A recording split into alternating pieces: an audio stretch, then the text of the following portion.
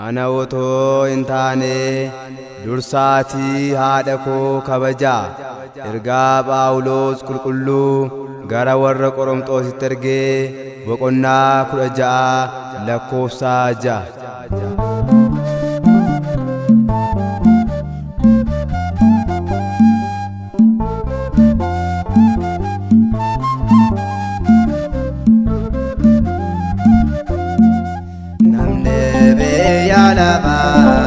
Damane jaalata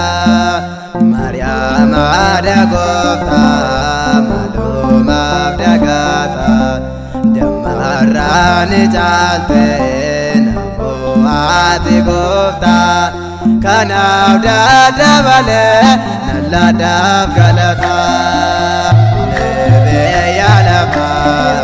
damane jaalata Mariyaama dagoofta malumaaf dagaata dammarraani caalte naboo ati goofta kanaaf daddabale nalladhaaf galata.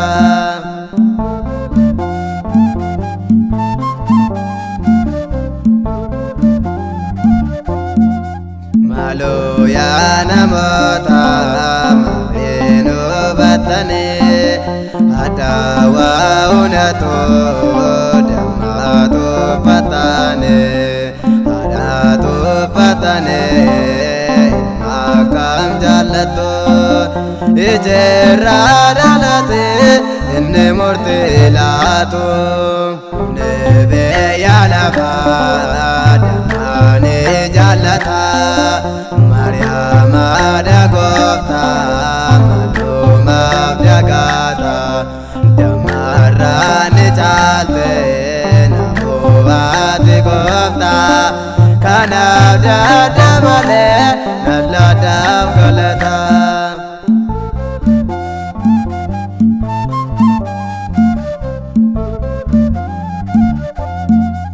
Balaa isa binee utumaan ilaalu duubatti deebi'ee Mariyaameen haalu yoo ani jeeganee laphee korraa gorsee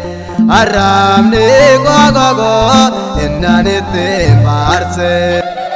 lebee yaalafa damane jaalata Mariyaama dagoofta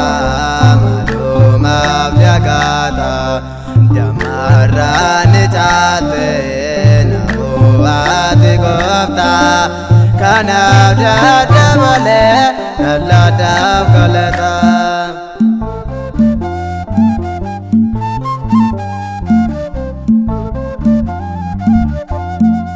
Bakka maqaa ishee walitti taane wangeelaarra jirtu jechuun dubbatane dhugaa wangeelaa booriisiin gaafata gooftaan gaafa dhufu deebii maali laata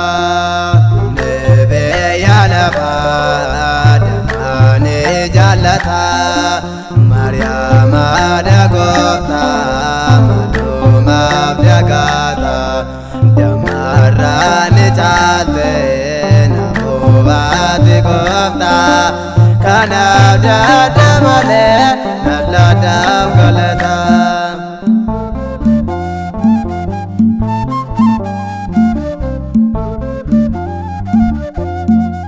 Maaloo yaa namoota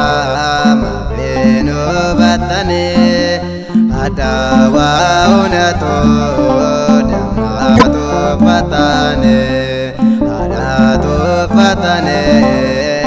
makam jalato ijera dalate inne murti lato lebee yaalafa damane jalata Mariyaama dagoofta malumaaf dagaata dammarraani caalte naboo ati goofta kanaaf daddabale nalla daadab galata nebe yalafa damane jalata Maryam adagofta maluma abdagata damarani chalte nabuati gofta kanabda damale